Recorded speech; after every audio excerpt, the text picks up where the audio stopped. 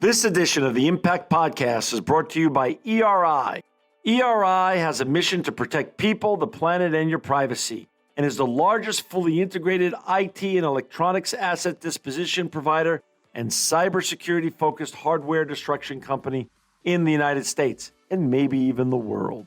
For more information on how ERI can help your business properly dispose of outdated electronic hardware devices, please visit eridirect.com.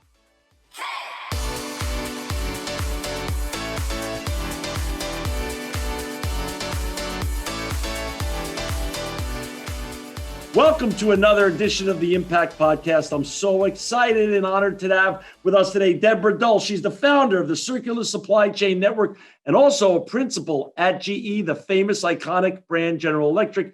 Welcome to the Impact Podcast, Deborah. Hi, John. Thank you so much for having me. I'm thrilled to be here.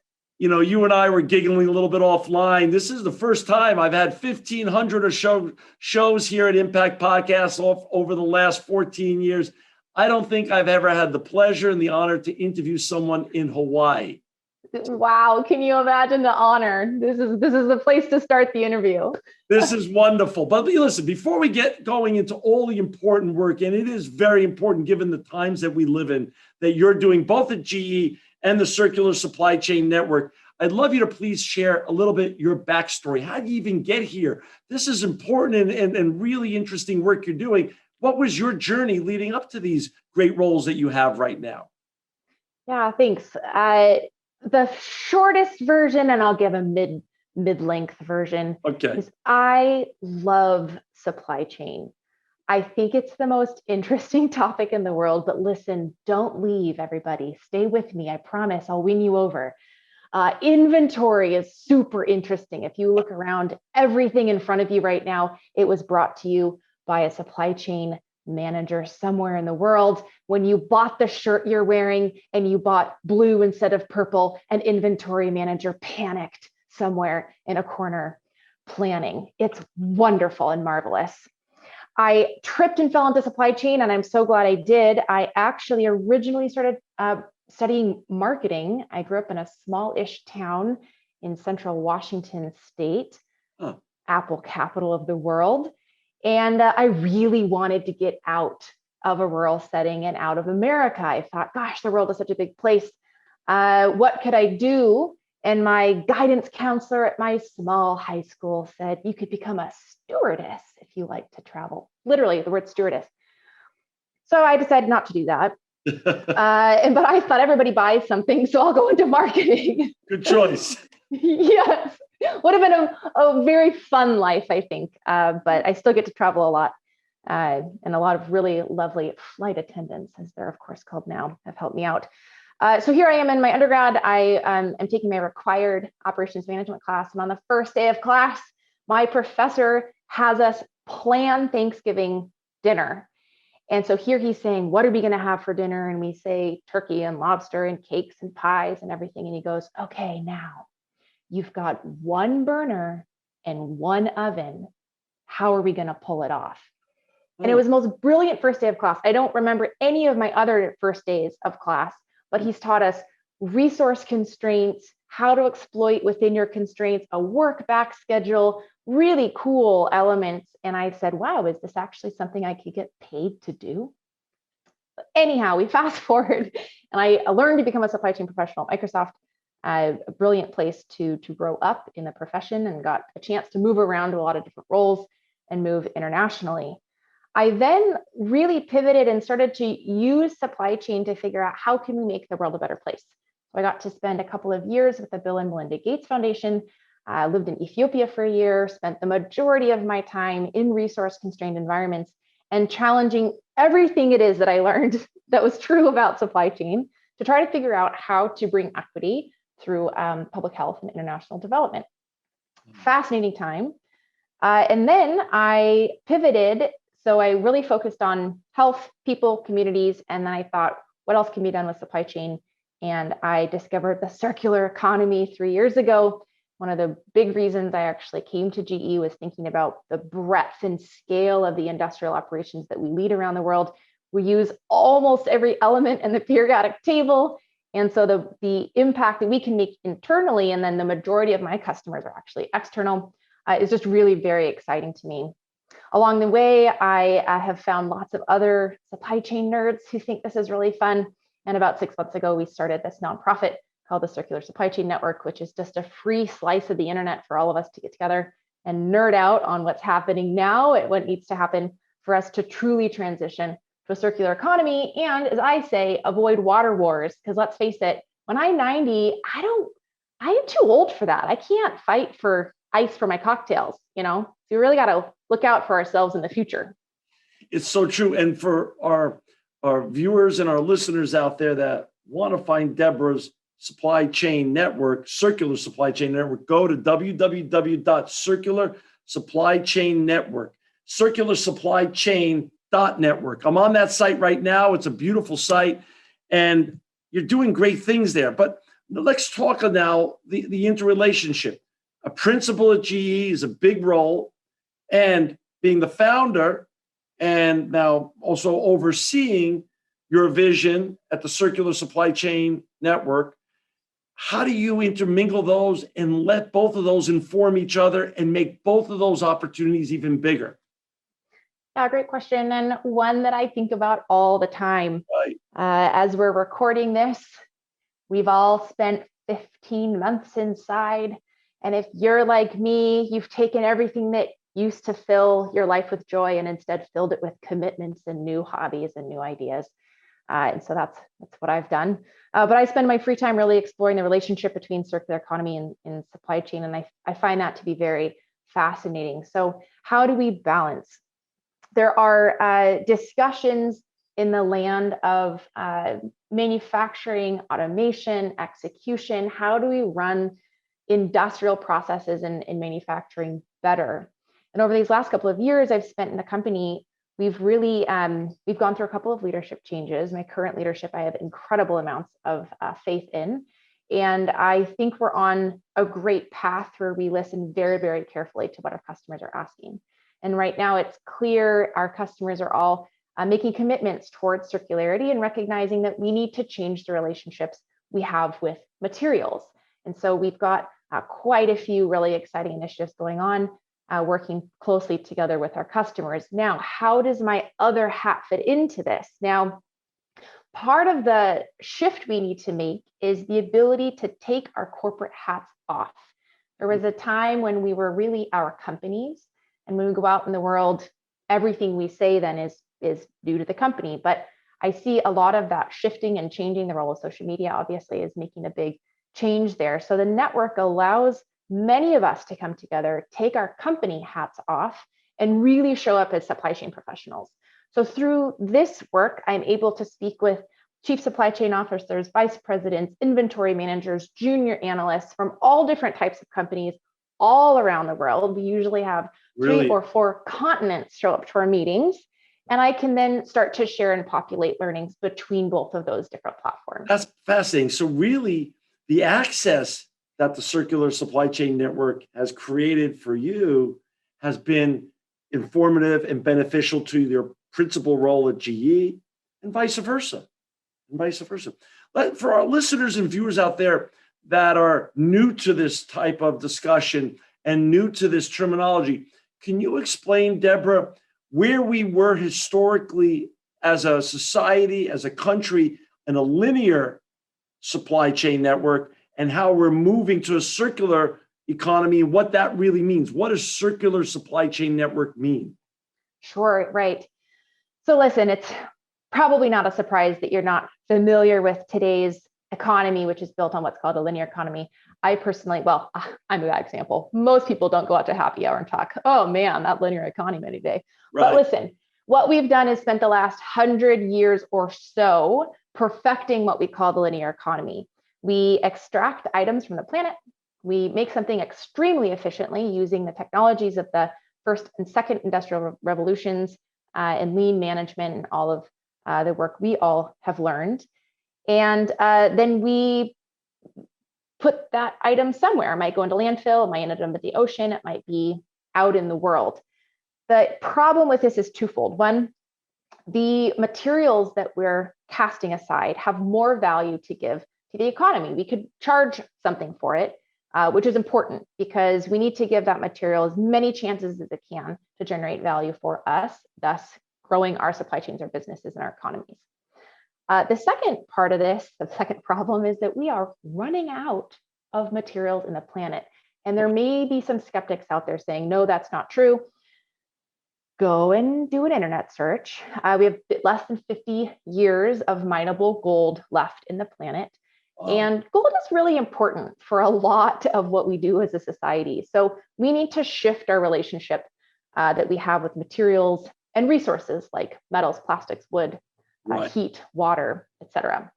So interestingly enough, actually, this all kind of happened, if we take a short little history lesson, 1924, right as Henry Ford was coining the term mass production, there was a clandestine business meeting in a side street in Geneva, Christmas Eve. And the problem is that this product, there were business owners who all made the same product, and it wasn't making them enough money. It was lasting too long and people weren't buying enough of it. And so all these companies were going to go out of business. And that product, maybe surprisingly, is the light bulb. And GE was in that room. And basically what happened was we said, you know what, let's cap the life. Let's almost half the life span of this light bulb so that people need to use more. That'll fuel sales and we can stay in business. And this is a significant meeting because it's the first known meeting of what's called planned obsolescence, or how do we plan trash into the economy. Right. And the big decision for all of us, of course, is at what point does it become trash?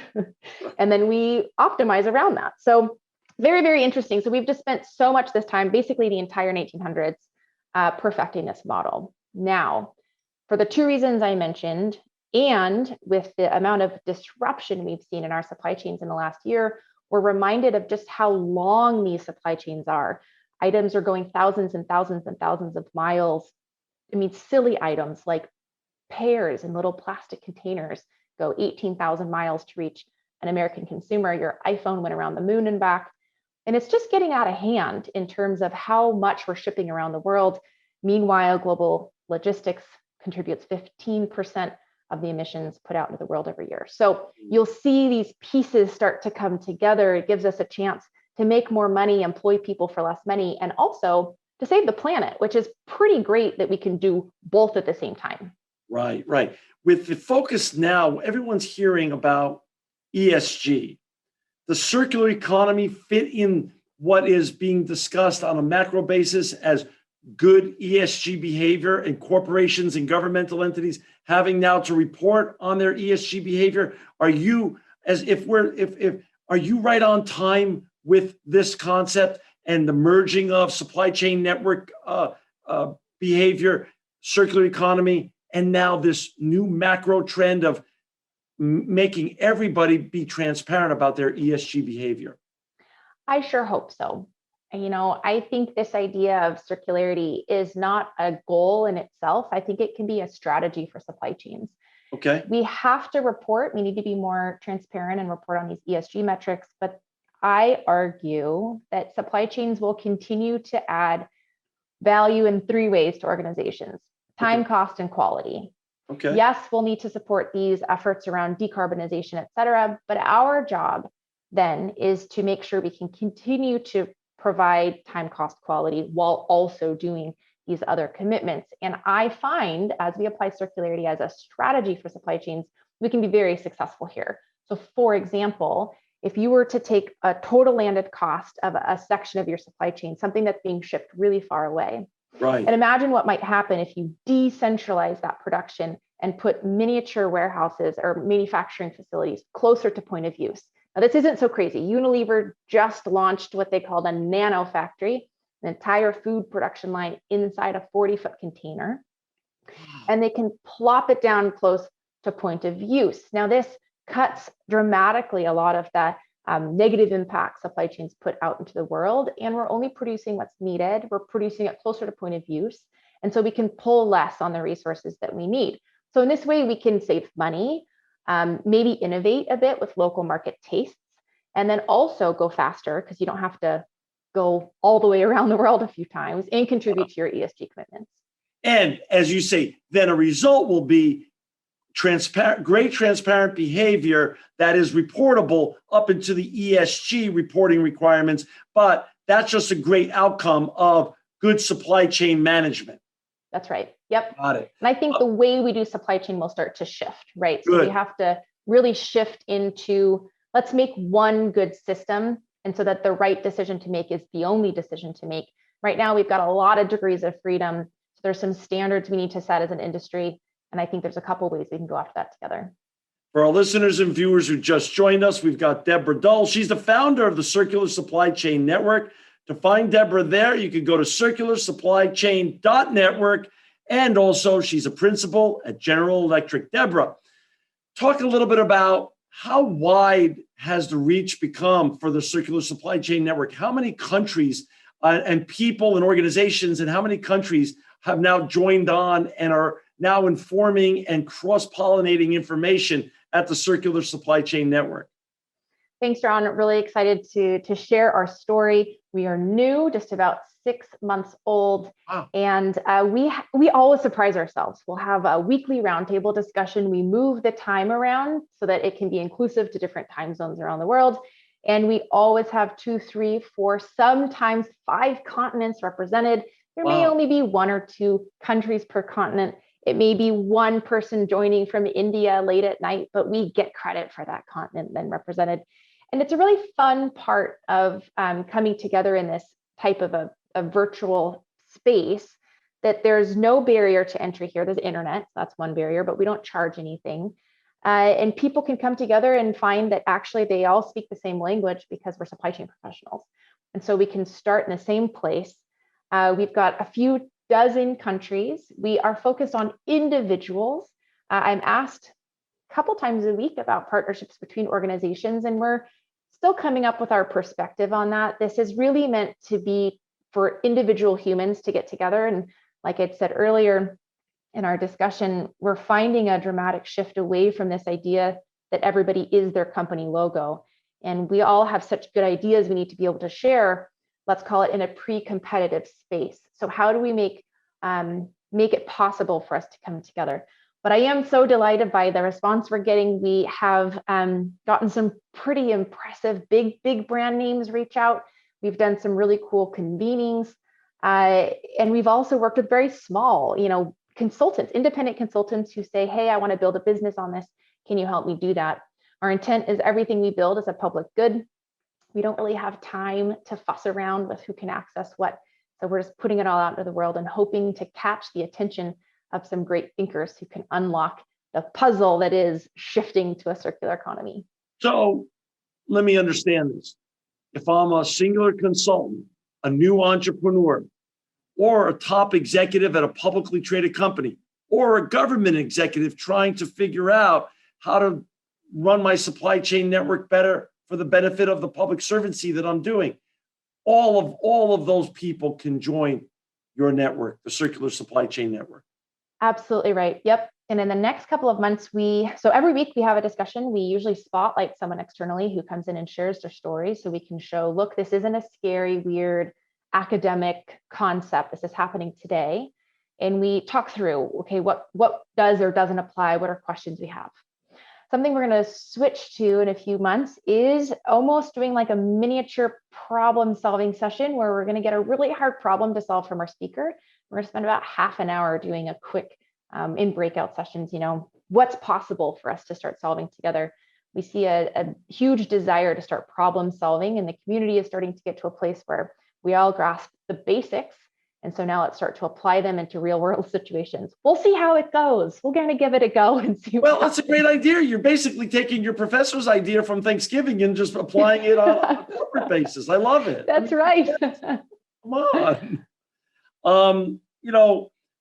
In terms of where people are now, we talked a little bit about my first exposure to supply chain network behavior with circular economy was from Jim Gowan, who's a good friend over the last 10 years over at Verizon, where he told me he was chief sustainability officer and also supply chain officer. And he was merging his knowledge to benefit, of course, the great brand Verizon. Is this going to be a trend that you foresee, Deborah, in the future? Supply chain officers at companies also getting heavily involved with the sustainability departments at the companies as well? Absolutely. And we're seeing this more and more. I see on LinkedIn, Chief Supply Chain Officer and Chief Sustainability Officer, and it's coming together in the same space. Given the importance of supply chain and operationalizing any sustainability goals that we have, many companies are realizing that having those roles separate is just not feasible. A couple of years ago, as I started to attend global circular economy events back when we can go in person, I would go find these sustainability executives and I'd ask, hey, what does your supply chain think about all of this circular economy concepts? And they would kind of cock their head at me and say, my who? Why would I ask them? And I was just flabbergasted because I thought, yes, there's design change we need to do. Yes, there's business model change. There's material science change, but who's going to actually do any of the buying, the moving, the storing, bringing it back, refurbishment? Who's going to do all of that work? And it still seems that we have this idea there's a magic tribe of elves in the back of Target that build our items, with this idea that there's a real supply chain out there is still sort of flabbergasting to people. Right. Deborah, you've got two huge positions, being the founder of the Circular Supply Chain Network and also a principal at GE. And you're a young person with long time in front of you. What's your goals in the months and years ahead at both organizations? Share with our listeners and our viewers a little bit some of your more immediate goals, but also long-term goals in both seats that you sit in. Perfect. Look, if you are in supply chain, even if you're not, there's a time in the year that the supply chain folks get surprised by sales. And the conversation goes something like this. Hey, good news. We sold 100,000 units. And the supply chain goes, wow, we have 20,000 units. And now we're in a scramble mode. It might happen at holiday. It's whenever your peak season is. I predict we will have a similar discussion in the next few years. It's not going to be very long from now. And we have a chance to get ahead of this. We should not be surprised by this. This is not new. It's going through the Gartner hype cycle. There was a lot of discussion around circularity 5-6 years ago. And we're coming back out of this. The hype cycle goes up and it comes down and it goes back up again. And the topics are starting to catch up. I see publications all the time saying circular supply chains are the future. I don't know if call them that anymore. I think 5 or 10 years from now, it'll just be called supply chain. But all of our colleagues who do reverse logistics, which isn't a huge department usually, it's only a couple folks, they are going to become our superheroes. And all of the work we do that we don't really talk about, like harvesting metal from electronics, it's kind of talked about. These become our major platforms and the pillars for the economy going forward. So my goal for both organizations is quite similar. We need more tools inside the supply chain to be successful. And success might be time and cost. It might be decarbonization. It might be all of our commitments and goals at a corporate level. But we're starting to kind of run out of options to go faster and be cheaper. Pre-pandemic, I lived in Seattle. We ordered printer ink from Amazon Prime Now, and I had it in 20 minutes. Ooh. I don't know if we need anything that fast. So we're almost out, right? So how do we serve our organizations better? And I think this gives us a brand new tool set. And like I said, we've got a big amount of work to do to clean up the planet, not just sustainably, but regeneratively. We've pushed the planet a bit too far. And if we just keep going the way we are now, we're actually still going to run out of food, and it's not going to really end well for us. But we still have a chance to fix it. And so if someone large like GE can both inside, it's one of the largest supply chains in the world, in their own operations, even take 1 or 2% change, and to start to share that story externally, the impacts that can be made really are pretty tremendous. Will it all be online? Will the Circular Supply Chain Network, and for our listeners, again, that want to find it, please go to circularsupplychain.network to find Deborah and everyone else and the great work you're doing there. Will it always be online, or do you foresee post-pandemic, when science wins this very tragic period in world history, that there'll be an in-person annual event or semi-annual event or something like that? We talk about this as a team, and we're torn. Look, the value of being in person is undeniable. Right. However, our hallmark values are to create an inclusive space that doesn't have barriers to entry. We know fewer women get sent to these annual events. We know frontier markets are not represented. Either they can't get funding or they can't get visa sponsorship. Good point. And I think it's tragic. We're only using 1% of 1% of the world's thinkers. And to solve this problem, we need to leverage everyone. So we go back and forth. We wonder, around the world, can we piggyback on other large supply chain conferences? It might look like CSCMP, it might look like APIX, ASCM now, or SAPIX in South Africa. I speak in Cape Town every year. Now it's gone virtual, but can we piggyback on some of the other ones and leverage that time together to ideate? But ultimately, I see this staying as a single network that's global and inclusive and available and accessible around the world, so that no matter if you're an executive, and we have several joined, or if you're still in school and you're trying to figure out if this is what you want to do for the next 10 or 15 years, that you're able to connect and find each other. So it's a topic we talk about a lot, and one that I think we'll continue to challenge ourselves on. Wonderful. I love to leave our listeners and our viewers with actionable items. If they want to join your network after listening to your great vision, important vision, how do they go about joining it? How easy is it to become a member? Super easy. On our very front homepage, you click the button that says join the network. You can click another button that says join with LinkedIn, and you're done. With that, you get to join what's called our members circle, a play on words here on circular economy. And this is the space where we really amplify the message of those in our community. We have a humble but growing resource base for people to learn more about the concept of the circular supply chain. Every single Thursday, like I said, we get together and we hang out together. You'll see our calendar there. You're welcome to join. We have pre-reads for every event, so you can come in with a little bit of information, and then we post the replays. So you can go and check out our replays. You have several dozen by now, and we'll continue to build this out. If you yourself have ideas or case studies, we have a program called the Co-Thinkers Program, where you're able to develop and contribute and put your ideas and your content as a resource for the entire network to consume. So more than welcome to come. We get almost daily emails of folks who want to join either as a volunteer or as a co-thinker. And it's been a really, really fun experience. So we're nice, we're happy, we're excited, we laugh a lot. These are fun meetings, and we mostly just relish in the joy that we're all supply chain professionals totally nerding out on this. Oh, that's awesome. Deborah, you're always invited back on this show because you're making truly great, important impacts, both in the seat that you sit in at GE as a principal, and also, of course, with the Circular Supply Chain Network. To find Deborah and everyone else who's doing the great work switching our society from a linear economy to a circular economy, please go to www.circularsupplychain.network.